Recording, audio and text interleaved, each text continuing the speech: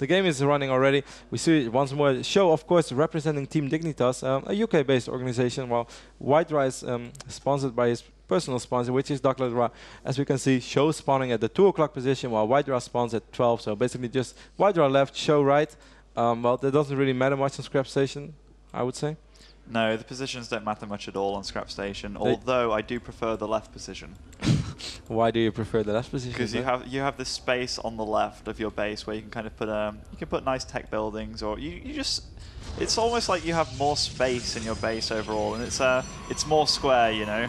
I do believe there used to be one difference that from this space, I'm not sure if they changed it. You could blink over here with blink stalkers without having sort of air vision whatsoever. Well, that's not possible possible from here to here. I'm not sure if they patched it. I'm not sure if they patched it, but at least that was one minor thing. But yeah, when are you really gonna be, or when are you really gonna find yourself in a situation like that, where you can actually apply that little tip? But you never know, man. You never know, Kevin. There's a first time for everything. There is. Yeah, I'm looking forward to this now. I mean, when SjoW was winning 2-0, I just thought it was going to be a repeat of the semi-finals where he was playing against a player that wasn't really showing his A game. And yeah, I'm glad Tarson's managed to pull it back. He's going to have confidence again, and that's really what I want to see from him. I want to see both these players play perfect, and I want to see how SjoW does against the White Ra. The White Ra, certainly on Scrap Station, where his Warp Prism is already quite famous. At least he's becoming quite notorious for it. Slides over 3 probes on the exact moment that the assimilator is done. Probably going to open once more with the Zealot and following up with the Stalker. Quite curious how SjoW is going to play. SjoW's been playing quite different in all of the games so far, which I must say I really like. I mean, you don't want to be too predictable, certainly not in a best of 5.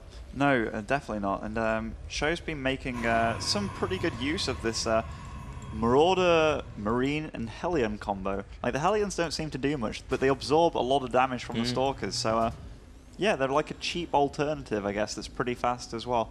Like, when you think about it, they actually do a lot of damage as well to these Zealots and Sentries, if needs be.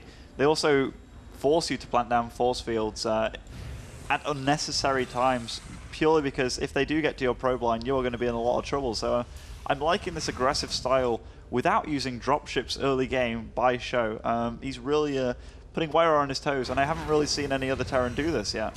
Quite a late scout by White, I must say. Not sure if he forgot it or whatsoever. To bring over a Zealot as well. Perhaps this Zealot is going to guard the cell now. I don't like this positioning by SjoW either with these 2 Marines. If he wants to run up that ramp, and he's not actually going to, but he could have seen the 1 Rax with a tech lab. And that would have been really, really quite crucial. Are we seeing 3 Racks here? We are. We're seeing 3 Racks by SjoW. That is going to be pretty cool. We see the reactor going down on this barracks. No second gas yet. Do you think he's going to stick with 1 gas? Most likely, yes. Yes. With this build, no. No. Okay. As soon as I said that, SjoW starts making a second gas. So, thank you, Jeffrey Brucey, making me look like a pillock. We see this 1 Zealot and 1 Stalker is going to run in. White does get the first hit stop though, because he had vision of the Selnaga Watchtower, which is actually very crucial in this little account. It's a really bad start for Mr. SjoW, because usually this push indicates that you are going to go 3 racks or some kind of pressure. But I'm not actually liking this build by White Ra. Like, this is good against this Medivac play, where you can block off the front with just 1 Zealot and block the Hellions from getting in. He did that against me one time, and I totally paid the price for it. But against this 3 racks play, building at the bottom of your ramp, 4-gate by White Ra. Wow. 4-gating. We see White Ra 4-gating, which is a very, very ballsy move. I mean, who really wants to 4-gate when your tournament life is on the line? But perhaps he doesn't feel that comfortable. Then I must say, I actually perhaps do like this barracks by SjoW after all, because that might actually work in his advantage after all. It's 39 supply for SjoW right now, while White Ra is at 41. But obviously SjoW, we see lots of sentries, but obviously SjoW will be able to bring in all these SCVs, because SjoW probably knows that all he has to do is really fight off this push and don't lose too many SCVs, then he will be ahead because of the mules. And he knows that his Protoss opponent will most likely be slightly cutting probes, but actually that's not the case, because White Ra has 28 probes, which is a very, very reasonable amount for 1 base. So I must say I'm a little bit thrown off. Is this Choya for you still? I have no idea, Kevin. This is exactly what I saw Cass do in the group stage actually against White Ra, which is one of the best of 3s that White Ra actually lost against the Terran. But White Rod did make a crucial mistake and ran in. Are we going to see a fight here? That's one bad force field, a second pretty bad force field, and a third force field that's really unnecessary. And that shows in a really good position right now, but this is just before his stim's done. But White Rod is actually losing absolutely everything here.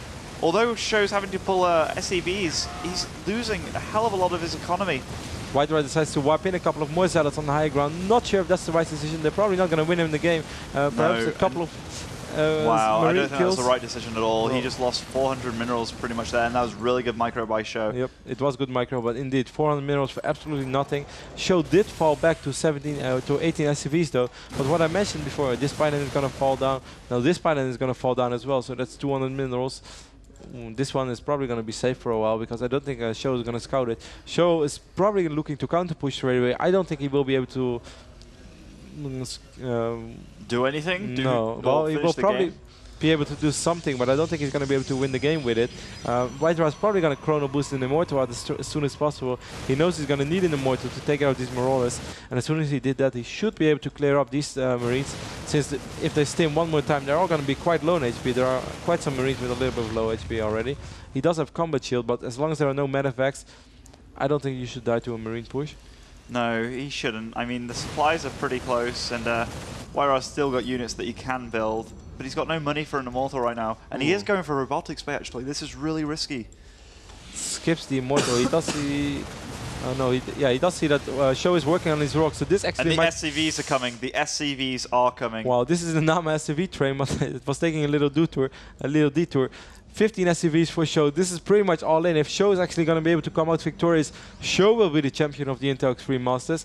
And I must say, this looks really good. And I don't like this base right now by White Rod. You pointed it out before. I don't think this is going to work in his advantage and the scouting factory as well, so we can actually see uphill.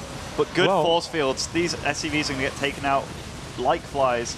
But he can't run his Zealots in there. That is really bad. He shouldn't use his Zealots as well. Just use those stocks over here. Right now, it's actually very nice. Good force field down by White Rod. Taking out the Cybernetics core, though. That's pretty pivotal. The Immortal is out now. He might actually have to pull probes for this fight, because this is a do or die fight. If he wins this fight, and yes, he is. He's pulling his probes. This is really tense now. Every unit is dying for both players. Every probe, every SCV is in this fight.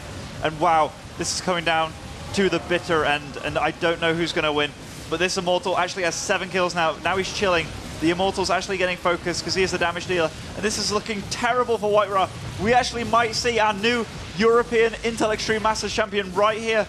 And it might be the Swedish SjoW from Dignitas. And yes, it is. Wow. Great play by SjoW. And he is very, very happy with that. That was so tense and such a ballsy move. SjoW wins the Intel Extreme Masters European Championships. This is your European champion right there. Wins 3-1 against White Rod. Very, very relieved. The first major land victory for his SjoW, as far as I recall, in his gaming career. Was a Warcraft 3 player before. Was quite successful, but never as successful as he is right now. Look at his pumping fist. Very, very nice guy. Very happy. Lots of emotion.